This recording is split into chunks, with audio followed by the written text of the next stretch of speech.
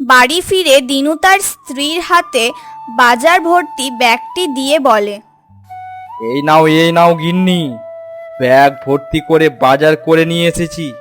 কচি পাঁঠার মাংস, বড় কাতলা, দই, মিষ্টি আর চাটনির জন্য বড় বড় সাইজের আম।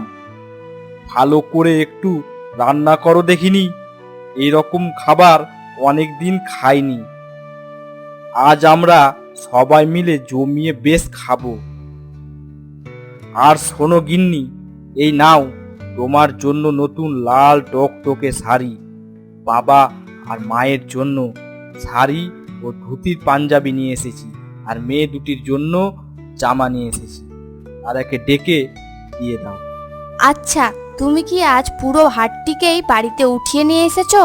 আচ্ছা আচ্ছা, আমি সুন্দর করে রান্না করছি। তুমি পুকুরে গিয়ে মাছের খাবারগুলো দিয়ে এসো।